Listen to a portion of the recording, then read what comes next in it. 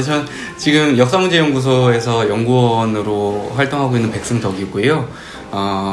한양대학교 트랜스내셔널 인문학과라는 협동 과정에서 저 공부를 했습니다. 그래서 석사 논문 주제는 저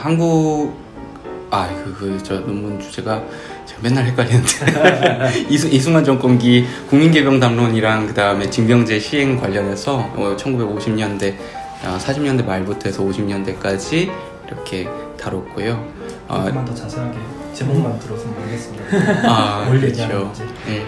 석사 논문은 이 병역과 관련해서 한국에서 이제 병역 의무가 어떤 식으로 자리 잡게 됐고, 그리고 그 과정에서 어떤 이야기들이 있었는지, 그리고 그에 대한 사실 민중이라고 해야 될까요? 아니면 대중이라고 해야 될까요? 지금 그거에 대한 좀 고민은 있는데, 일반 여론의 그 반응들, 이런 것까지 한번 좀 다뤄봤습니다. 그래서 석사 과정 통해서 그렇게 좀 공부를 했고요.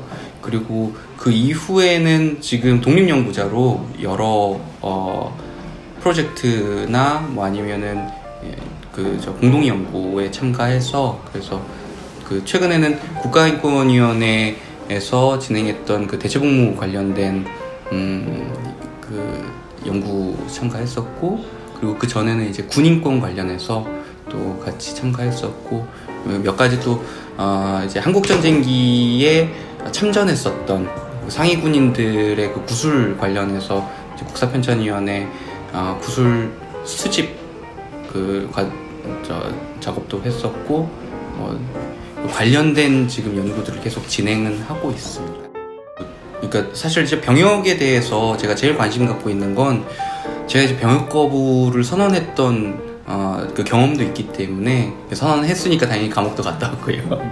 그래서 이제 구속된 이후에 여러 반응들을 좀 많이 받게 됐었는데, 이게 병역과 관련해서 이야기하는 게 인터넷에서 병역 거부 관련된 기사들 나오면 그 뒤에 이렇게 댓글로 반대한다거나 군대 가는 거는 그러면 양심이 없냐거나 이런 식의 반응들 말고, 나와서 이렇게 감옥에 들어갔을 때 만났던 수감자들이나 아니면은 주위의 지인들이나 이런 분들 이야기는 또 좀 다르더라고요.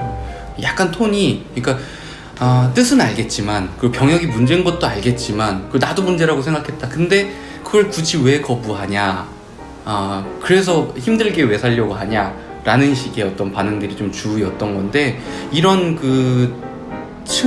어떤 차이? 이런 것들을 이제 느끼면서 이걸 대체 어떻게 이해를 해야 될까? 그런 고민이 좀 들었었습니다. 그래서 구속된 이후에 이제 출소하고 공부를 좀 더 해야 되겠다, 이런 부분과 관련해서, 그래서 어떻게 이런 인식들이 자리 잡게 되었는지, 그리고 그러니까 국방부에 계시거나 아니면 군대에 있는 사람들이 전략적으로 세우는 어떤 병역에 대한 정책적인 접근 이런 거 말고, 그러니까 일상을 살아가는 소위 생활인이라고 이야기하는 이 사람들한테, 그러니까 우리한테 병역이라는 게 어떤 식으로 이제 자리 잡았는가, 그리고 대체 어떤 식의 변화를 겪었을까, 이런 걸 좀 접근해 보려고 하다 보니까 역사적 접근이라는 걸 하게 됐고요.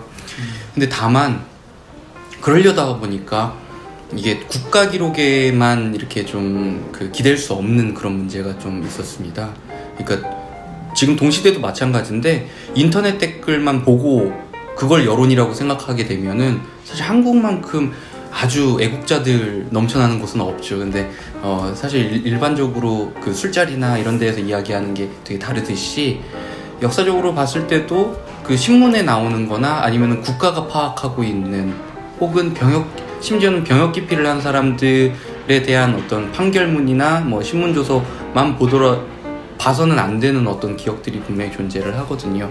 그런 것들을 이제 접근을 하려다 보니까 아무래도 이제 구술사, 특히 증언 문제, 그리고 기억 문제, 이런 것들이 저한테 좀 중요하게 좀 자리 잡았던 것 같습니다.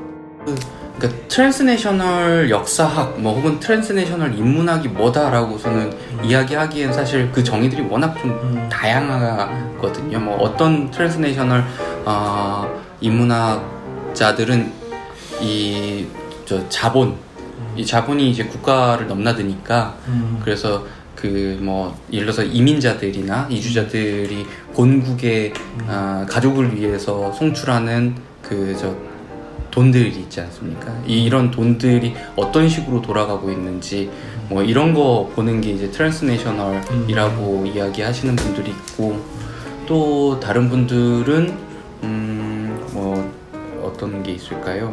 그 트랜스내셔널과 관련해서 기존의 국민국가를 만들기 위해서 갖게 됐던 여러 이제 교육들, 역사 교육이나 혹은 역사 인식들, 이런 것들이 워낙 일국사 안에 이렇게 있다 보니까 그런 것들을 넘어서자 라는 취지에서 일국사에 대한 비판으로서 좀 접근하시는 분들도 계시거든요. 그리고 아까 말씀드렸던 자본뿐만 아니라 여러 이제 뭐 우리의 사상이나 아니면 제도나 이런 것들도 한 국가 내에서 이제 마치 이렇게 싹을 터서 그래서 발화하고 그게 이제 나중에 뭐 어떤 나무를 이루고 이런 식이 아니라 사실 한 여러 국가들을 넘나들면서 그 각 이제 지역에 이렇게 자리 잡게 되는 그런 이제 유동하는 무언가가 있는데, 이런 것들을 좀 잡기 위해서는 좀 경계를 조금은 유연하게 봐야 되는 것이 아닌가, 뭐 이런 이제 문제 의식을 가지고서는 접근하시는 분들도 많이 있죠. 제 경우에는 병역이 사실 이제 그런 건데요. 이제 병역에 대한 인식이 뭐 프랑스 대혁명 시기에 이제 그 인민들이 이제 혁명을 보호하기 위해서 혁명을 지키고, 그리고 다른 이제 왕정들로부터 이 인민의 나라를 지키기 위해서, 그래서 이제 징병을 주창하고, 이 부분은 편집해야 될 것 같습니다. 잘못했습니다. 왜냐면 그 전부터 사실은 이제 전제 군주들이 상비군을 가지려고 했던 게 먼저 있기는 했었는데요.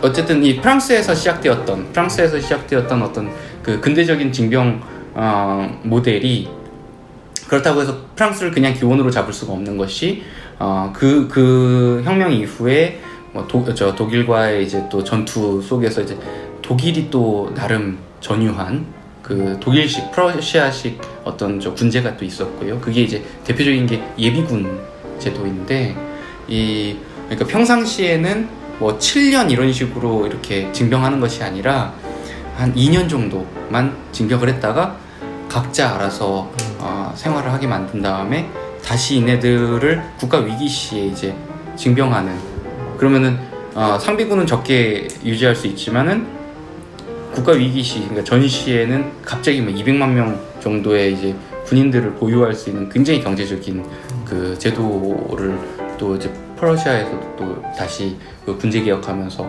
받아들이고 만들어내고, 그걸 다시 또 메이지 유신에서는 또 그 뭐 유교적인 어떤 수사를 또 동원하면서 다시 가져오는, 그렇게 함으로 해갖고 뭐 영어로는 유니버셜 컨스크립션이라고 불렸던 어떤 그 제도가 동아시아에서는 병역, 뭐 징병, 뭐 이런 식으로 이제 제도화되고 그 번역이 되고, 그러면서 이제 성격도 조금씩 달라지고요. 그게 다시 또 뭐 예를 들면 식민지 조선에서 또 해방된 이후에 대한민국이 가져갈 때는 또 다른 형식으로 식민지의 어떤 기억들을 또 단절시켜야 되니까 화랑의 그 전통을 강조한다거나 이건 아주 고유한 한국의 전통이다라는 식의 또 다른 담론들이 생겨나고요. 이런 식으로 그 병역이라는 인식과 그 다음에 제도가 이렇게 국가를 넘나들면서 뭔가 각자 지역에서 이제 자리도 잡고 또 다시 변형되고, 이런 과정들을 좀 추적해야 될 필요가 있었거든요. 그러다 보니까 트랜스내셔널한 접근을 하는 것이, 그래서 네이션이라고 흔히 번역되는 이걸 이제 민족이라고도 번역하고 국민으로도 번역하고 국가로도 번역하는데, 어찌됐든 간에 한 영토에 딱 국한되는 어떤 네이션이 있다 한다면 이 네이션을 이제 넘나드는 그런 게 이제 트랜스내셔널 접근이라고 볼 수 있겠고 이런 접근이 저한테는 좀 필요했었습니다. 그래서 이제 경역인식을 추적하려다 보니까 트랜스내셔널 같은 접근이 좀 필요했었습니다.